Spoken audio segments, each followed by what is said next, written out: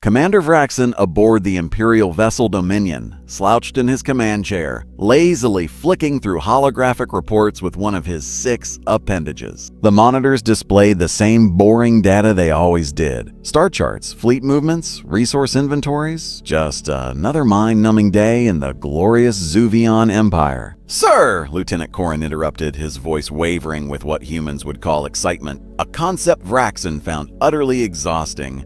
"We have spotted an uncharted settlement on the 3rd planet of the Solarian system." "Fascinating," Vraxen replied, not bothering to hide his sarcasm. "Let me guess, another primitive species obsessed with reproducing in warfare? How original."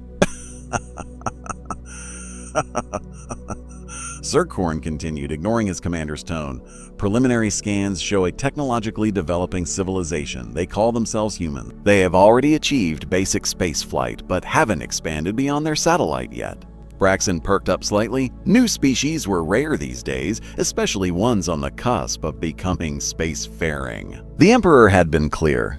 Any emerging civilizations needed to be guided into the Empire before they became problematic.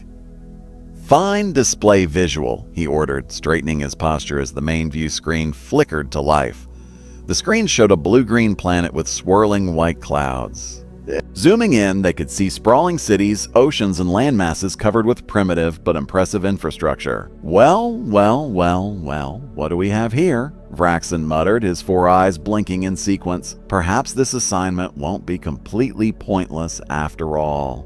"Sir, there's something else," Corrin added. "Our cultural analysts suggest these humans have an unusually complex social structure. Their females appear to be particularly valuable in their society." "Valuable how?" Vraxen asked, now genuinely curious. "They are central to reproduction, obviously, but also hold significant positions in their governance, military, and educational systems. They are not merely breeders like in the Goran Collective." Rexon's mandibles clicked together, his species equivalent of a thoughtful hum. "Interesting. So, if we were to acquire some of these females, they would make excellent leverage points." "Precisely, Commander," Corrin confirmed. "Standard Imperial protocol for emerging civilizations recommends establishing control through minimal resource expenditure. Hostage acquisition would be most efficient." Vraxen tapped his primary claw against the armrest. "How delightfully devious. Deploy stealth scouts. I want detailed data on population centers, defense capabilities, and potential extraction points. Let's sample some of these humans and see if they are worth the Emperor's attention." "Yes, Commander," Corrin replied, issuing orders to the crew. "Oh, and Corrin," Rexon added, "make sure our extraction teams know to be gentle. I want these specimens intact for study and no repeats of the Proxima incident. Understood, sir?" As the Dominion moved into orbit around Earth, cloaking shields engaged, Vraxen felt a tingle of anticipation he hadn't experienced in decades. These humans had no idea what was coming. "Free." Jessica Parker yawned as she left the university library at 2 a.m. The campus was practically deserted, just how she liked it. Peace, quiet, and no distractions from her astrophysics thesis. The stars were particularly bright tonight, and she paused to gaze upward, wondering what might be out there. "If only you knew," she whispered to the cosmos, unaware that something was indeed looking back. The air around her suddenly felt charged, like before a lightning strike. A soft humming noise grew from nothing, and Jessica froze, her eyes widening as a section of air about 20 nent away began to shimmer.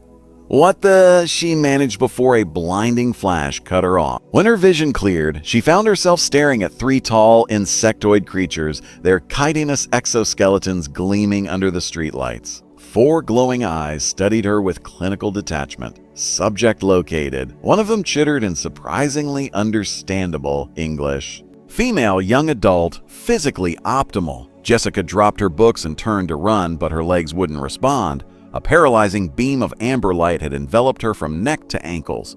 "Please don't struggle, human," the lead alien said, approaching slowly. "You are being selected for a tremendous honor. Your species is being evaluated for potential inclusion in the Zuvian Empire." "The what?" Jessica gasped, finding that she could still speak despite the paralysis. "Let me go, you oversized cockroaches." The aliens exchanged what might have been amused glances. "Spirited," the leader commented. That's good. The docile ones are so boring. Jessica felt herself being lifted off the ground by an invisible force. Help! She screamed. Somebody help me. No one can hear you, I'm afraid, the alien explained, sounding almost apologetic. We have established a temporal bubble. Outside, time is moving at 1,000th normal speed. By the time anyone notices something amiss, you will be halfway to the Dominion. The what? Jessica repeated, panic rising in her chest. Your ship? Don't worry, you will have company. We are collecting quite a diverse sample of your females. As Jessica floated helplessly toward what she now realized was a camouflage spacecraft, terror gave way to seething rage. You won't get away with this, she growled. You have no idea what you are starting. The alien made a clicking sound that might have been laughter. Oh, we have heard that before from species far more advanced than yours. Hi, do you know what happened to them? They are now loyal provinces of the Empire. Humans are different, Jessica insisted. That's what they all say, the alien replied, clearly bored with the conversation. Now, please be quiet. We have 19 more acquisitions scheduled tonight. That's General Marcus Thompson slammed his fist on the Situation Room table, causing coffee cups to jump and aides to flinch. Run that by me again, he demanded, staring down the nervous intelligence officer. Sir, we have confirmed reports of 20 women abducted last night. Security cameras show them being approached by unidentified entities before disappearing. NASA has detected anomalous readings consistent with advanced technology operating in Earth's orbit. You are telling me aliens are kidnapping our women? Thompson asked, his voice dangerously quiet. Yes, sir. And not just Americans. Reports are coming in from Beijing, Moscow, London, and New Delhi. It appears to be a coordinated global operation. The room fell silent as the implications sank in. Humanity's first contact with extraterrestrial life, and they were being treated like a farm for specimens. Have they made any demands? Communications? Thompson asked. No, sir, nothing. The general's jaw clenched. What about counteraction? Can we reach whatever's up there? Negative, sir. Our most advanced missiles can't target what we can't see. They appear to have technology that renders them invisible to our radar and telescopes. Thompson turned to look at the world map displayed on the wall screen, red dots indicating abduction sites blinking across every continent. So we just sit here while they take our people? Not on my watch. He turned to his communications officer.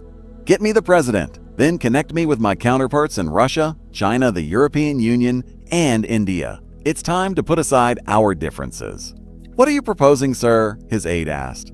Thompson's eyes hardened. Humanity has just faced its first act of interstellar aggression. These aliens think we are easy prey.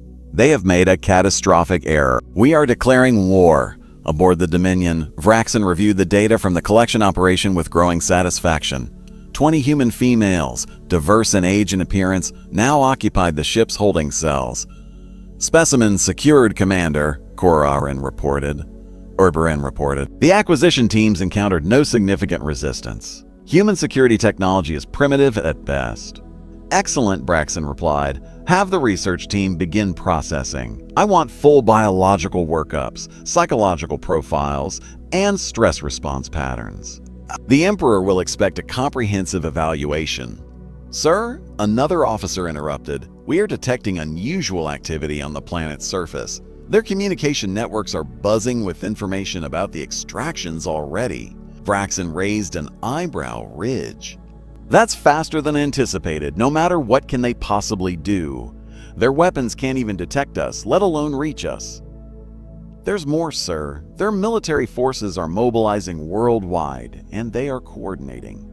Vraxen waved a dismissive claw. Let them posture. It will make an interesting addition to our behavioral study, how primitives respond to a superior force or something equally academic. Should we send a communication, explain the terms of their evaluation? Vraxen considered this briefly. No, let them stew for a while. Anxiety increases the value of our data. We will reveal ourselves when I decide the time is right. Little did Vraxen know that his arrogance would soon prove catastrophic. But in holding cell 7, Jessica Parker sat huddled with 4 other women, a Russian physicist, a Chinese diplomat, a Brazilian military officer, and an Australian marine biologist. "They are studying us," the Russian Anastasia whispered. "I saw their equipment when they took me for examination." "It's like we are lab rats. We need to find a way to communicate with Earth," Jessica insisted. "Let them know we are alive." "And how do you propose we do that?" Maya the Australian asked sarcastically. "We are on an alien spaceship being held in cells that don't even have visible doors. I don't think we will be borrowing their phone." "Actually, Lin," the Chinese diplomat interjected, "I have been observing their patrol patterns. There are inconsistencies in their security protocols. They are overconfident." "Of course they are, Fernanda," the Brazilian officer said with a bitter laugh. "Why wouldn't they be? They have technology centuries beyond ours. They think we are helpless." "That's their mistake," Jessica said, her eyes gleaming with determination. "They don't understand what they have done. They have given humanity a common enemy. So what?" Maya shrugged. "What can Earth possibly do against this?" Jessica smiled grimly. "I study astrophysics. Before they grabbed me, I was working on a theoretical paper about detecting and neutralizing cloaking technology." "You think Earth can develop anti-cloaking technology that quickly?" Anastasia asked skeptically. "When humanity is united and angry," Jessica replied, "you'd be amazed what we can do." Back on Earth in a hastily assembled International Joint Command Center, General Thompson addressed representatives from the world's major powers. "Ladies and gentlemen, we face an unprecedented threat. These aliens, whoever they are, have committed an act of war against our entire species. They have taken our people, our daughters, mothers, sisters, friends, treating us like we are nothing more than animals to be harvested." He paused, looking around the room at faces that days ago had represented enemy nations. Now, they were allies in humanity's first interstellar conflict. "Our militaries can't touch them, but together we might stand a chance. I'm proposing Operation Unified Response, a pooling of our best scientific minds, our most advanced weapons, and our bravest personnel." The Russian General Petrov leaned forward. "What exactly are you suggesting, Thompson?" "Tom, we can't fight what we can't see." "True," Thompson nodded. "So our priority is making them visible. We have a lead. An astrophysicist named Jessica Parker was working on anti-cloaking technology before she was taken. Her research team believes they can complete her work. And then," asked the Chinese representative, General Wu. Thompson's expression hardened. "Then we show these aliens that humanity is not to be trifled with. We launch everything we have got, a declaration of war against an unknown enemy with vastly superior technology."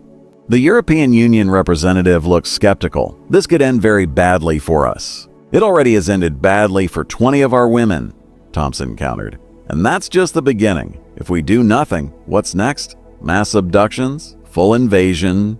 Full invasion. We have to act now while they still underestimate us." Slowly, heads began to nod around the table. "I have authorization from my president," Thompson continued. "Russia, China." Petrov and Wu exchanged glances, then nodded in unison. "Da," said Petrov. "Mother Russia stands with humanity." "If China as well," Wu affirmed. "These aliens will learn the cost of their arrogance." Thompson allowed himself a grim smile. Then it settled. As of this moment, the human race is at war. Commander Vraxen was enjoying his evening meal when the alarm sounded. He sighed dramatically, setting down his food dispenser. "Now what?" he muttered, activating his comlink. "Bridge report." "Sir," came Corin's urgent voice, "we are detecting unusual energy signatures from the planet's surface. They appear to be attempting to scan for our presence."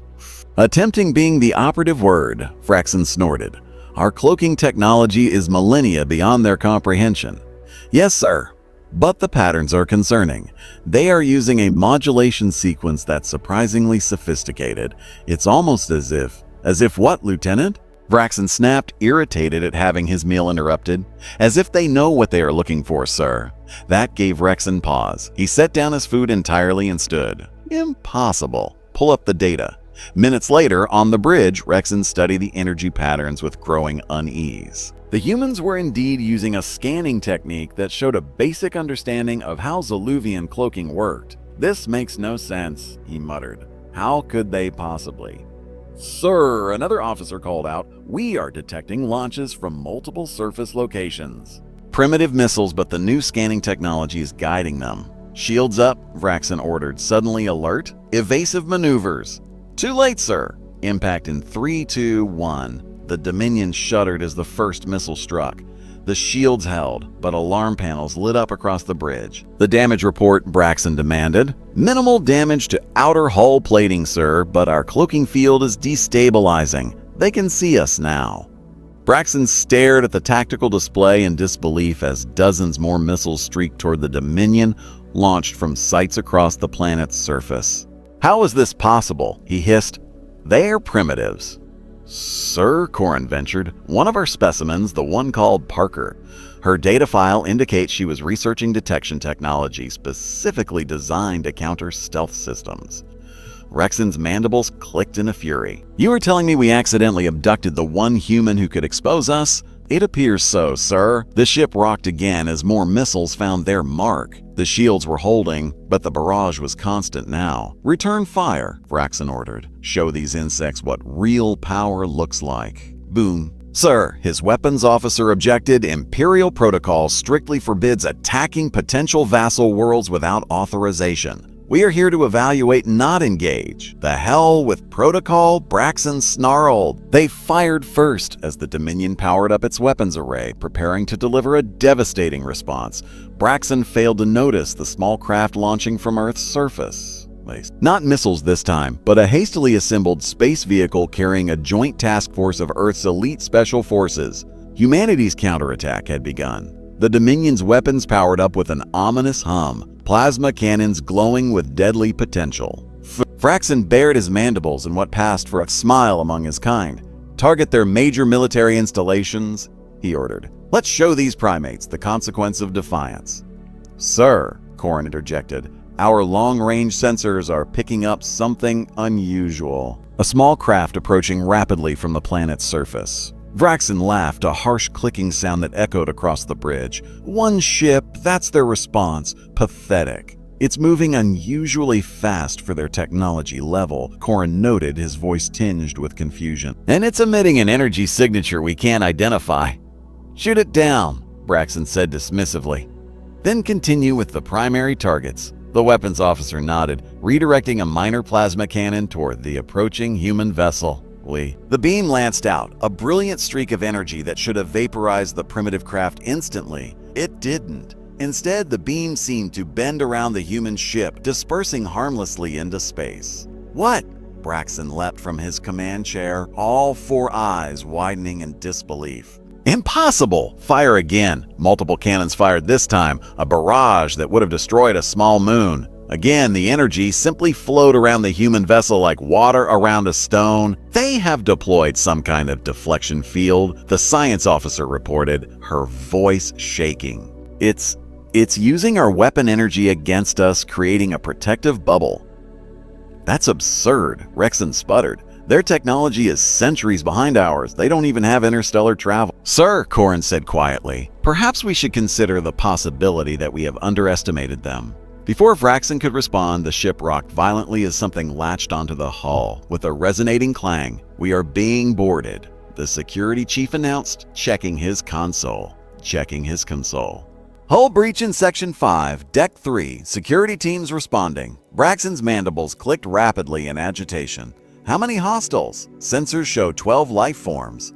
Humans. They are moving through the ship at an alarming rate." 12, Braxton laughed again, but the sound held less confidence now. "Against my crew of 300, this will be over quickly." Captain Alexander Reeves had never expected our first space mission would involve assaulting an alien warship. Yet here she was, leading a multinational team of Earth's deadliest soldiers through the strangest environment she'd ever encountered. "Keep tight formation," she whispered into her calm. "Remember your training." And that training had been hasty, to say the least. 3 days of studying the alien ship's layout based on what they could gather from external scans and educated guesses. 3 days of learning to use the experimental deflection technology developed from Jessica Parker's research. 3 days to prepare for humanity's first spaceboarding action. Contact 2-0, Lieutenant Tanaka reported, raising his specially modified rifle. Around the corner came 3 of the insectoid aliens, each nearly 7 feet tall, armed with what looked like energy weapons. They chittered in surprise at seeing the humans. "Take them down," Reeves ordered. "Non-lethal if possible. We need prison." Tanaka fired first, his weapon discharging not bullets but a concentrated electromagnetic pulse designed specifically to disrupt the alien's neural systems. The laid alien dropped immediately, its limbs twitching. The other 2 fired their weapons, but the human suits, incorporating the same deflection technology as their ship, absorbed and redirected the energy. Return fire from the human team brought down the remaining aliens within seconds. "Secure them," Reeves commanded. Rodriguez, Petrov, get their weapons. As her team collected the alien technology, Reeves consulted the holographic map projected inside her helmet. Holding cells should be 2 decks down. Move out. Jessica Parker had been working on the cell's hidden door mechanism for hours using a small piece of metal she'd managed to pry loose from an examination table during her last checkup. The other women watched anxiously. "Maybe," Jessica replied, not looking up from her work. "Wait in. Their technology is advanced, but the principles are similar to ours. It's like they are running some alien version of Linux." "You are a hacker too?" Maya asked incredulously. Jessica smiled thinly. "No, but physics is physics no matter what planet you are from." And this lock is basically just a complex electrical circuit. With a final twist of her makeshift tool, something clicked inside the wall. A seam appeared where there had been none before, widening into a doorway. "You did it!" Fernanda exclaimed, then immediately lowered her voice. "Now what?" "Now we find the others," Jessica said firmly. "Then we figure out how to contact Earth, or better yet, take control of this ship." Lynn stepped forward. "I memorized part of the ship's layout during my last transfer to the examination room. The other holding cells should be down this corridor." The women moved cautiously into the hallway, keeping close to the walls. Jessica led the way, her improvised tool clutched like a weapon. "If we can access their communication system," she whispered, "we might be able to." She fell silent as heavy footsteps approached from around the corner. The women pressed themselves against the wall, preparing to retreat to their cell. But what rounded the corner wasn't an alien guard. It was a human in a sleek combat suit, rifle at the ready. "Captain Reeves, United Earth Defense Force," the soldier said, lowering her weapon. "Are you Jessica Parker?" Jessica stared in shock. "Yes." "How did you?" "Your research saved our asses," Reeves replied with a grin. "And it might just save humanity. We are here to get you all home." "United Earth Defense Force," Lynn repeated, eyebrows raised. "Since when do we have that?" "Since when do we have that?" "Since yesterday," Reeves said grimly. "A lot's happened while you have been gone." On the bridge, Vraxon was rapidly losing control of the situation. Status reports flooded in from all quarters, none of them good. "The humans have freed the specimens," one officer reported frantically. "So, they have disabled our engine control systems," announced another. "Sir, they have taken the armory and are distributing our weapons to the freed captives." Braxton slammed a claw down on his console, cracking the surface. How? They are primitives. They don't even have proper space travel." "Evidence suggests otherwise, sir," Corrin said quietly. "Shut up," Vrexen snarled. "Deploy all security teams. Lock down the bridge and get me a direct channel to Imperial Command. We need reinforcements." "Communications are down, sir," the comms officer reported nervously. "Like hell. The humans have somehow disrupted our quantum entanglement transmitters." Braxton sank back into his command chair, his exoskeleton turning a paler shade of green, the Zuvian equivalent of going white with fear. That's technologically impossible for their species," he muttered, more to himself than to his officers. "Apparently not, sir," Corrin observed, earning another glare from his commander. The ship shuddered again as more missiles struck from the planet below. The shields, already taxed by the continuous barrage, were beginning to fail in sections. "Sir," the tactical officer reported, "I'm detecting multiple new launches from the surface. These appear to be larger missiles, possibly nuclear." Braxton stared at the tactical display, watching as dozens of new threat indicators appeared. They wouldn't, he whispered. They'd risk damaging their people aboard this vessel. Actually, sir, Corrin interjected, if I may, our cultural analysts suggest humans are capable of extraordinary sacrifice for their collective survival. They may have decided the elimination of our ship is worth the potential loss of their abducted females. We have to retreat, Rexon decided suddenly. Prepare for an emergency jump to hyperspace. Sir, the engine systems are still locked out by the human infiltrators, the engineering officer reminded him. Then unlock them, Braxton roared. We are trying, sir, but they have implemented some kind of encryption we have never seen before. It's changing faster than our systems can adapt. The bridge doors slid open with a hiss. Braxton spun around, expecting to see his security team. Instead, he found himself facing a group of armed humans, both the Special Forces team in their combat suits and several of the former captives now wielding Zuvion weapons. In the lead stood Jessica Parker, pointing an energy rifle directly at Fraxon's head. "Hello, Commander," she said coldly. "I believe we have some things to discuss." General Thompson watched the satellite feed with bated breath. The alien ship was visible now, their cloaking technology neutralized by Jessica Parker's breakthrough. The nuclear missiles were on standby, not yet launched, but ready at a moment's notice. "Any word from Captain Reeves?" he asked, not taking his eyes off the screen. "Not yet, sir," his aide replied, "but the ship's defensive systems appear to be powering down. I think they have taken control." Thompson nodded tensely. "Keep the missiles locked on target." "Sir," the communications officer interrupted, "we are receiving a transmission from the alien vessel." "Put it through," Thompson ordered. The main screen flickered, then resolved into an image that made everyone in the command center gasp. Jessica Parker stood on what appeared to be the alien ship's bridge, surrounded by armed human soldiers and the other rescued women. Behind them, alien crew members were being restrained. "General Thompson," Jessica said, her voice slightly distorted by the improvised communications link. "This is Jessica Parker. I'm pleased to report that Operation Unified Response is a success. The Dominion is under human control." A cheer erupted throughout the command center. Thompson raised a hand for silence, his face stern but his eyes shining with pride. "Well done, Dr. Parker, Captain Reeves. What's your status?" "But there's something you should know, General. This ship is just a scout vessel for something much bigger." Thompson's expression darkened. "Explain." "According to their database, which we have partially accessed, they are an advanced team for the Zuvian Empire, a massive interstellar power that's been expanding through this sector of the galaxy. They take promising species and incorporate them, usually as slave labor or cannon fodder." "I see," Thompson said grimly. "And I assume they won't take the loss of their ship lightly?" "No, sir. But we have an advantage now." Jessica gestured around her. "This ship contains their technology, their star charts, their tactical information, and most importantly, we have captured their commander alive." The camera panned to show Commander Vraxon restrained and surrounded by armed humans. The alien's four eyes darted nervously between his captors. "Oh, you have no idea what you have done," Vraxon hissed. "The Empire will not stand for this. They will send a fleet that will turn your entire planet to ash." Jessica turned back to the camera. "That's their standard procedure, General, but we have a counter-proposal. Fight from lab specimens to honored allies." Jessica nodded, watching the mixed crowd of humans and Zuvians begin to interact with cautious curiosity. "They made one critical mistake," she said quietly. "Just one?" Thompson asked with a raised eyebrow. "Yes. They assumed technological superiority meant they had nothing to fear from us."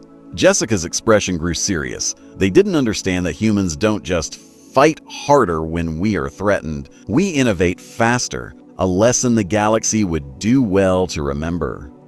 Thompson agreed, raising his glass in a subtle toast. Across the room, Maya, Anastasia, Lynn, and Fernando, the women who had been abducted alongside Jessica, were now dressed as official Earth representatives, speaking with various alien delegations, from prisoners to diplomats in 3 months. It was almost surreal. "So what happens now?" Thompson asked, surveying the historic gathering. Jessica gazed out the massive windows at the alien capital city, its crystal spires stretching toward unfamiliar stars. "Now," she said with quiet confidence, "humanity joins the galactic community." But we do it on our terms, not as subjects or specimens, but as equals. And if we meet other empires out there who don't see us that way," Jessica's smile turned slight but determined, "then they will learn the same lesson the Zuvians did. Humanity is not to be underestimated." In the corner of the reception hall, Commander Vraxen overheard their conversation, his translator picking up Jessica's final statement. He clicked his mandibles nervously and downed his drink in a single gulp. He'd already sent private communications to his contacts in neighboring star empires, warning them of the species called humans. His message had been simple and clear: "Do not provoke Earth. You will regret it." No one who had witnessed humanity's response to the abductions could doubt the truth of those words. The Zuvian Empire had captured human women and declared war on a primitive species, only to find themselves facing a unified planet that refused to be victimized. They had learned their lesson. The rest of the galaxy would soon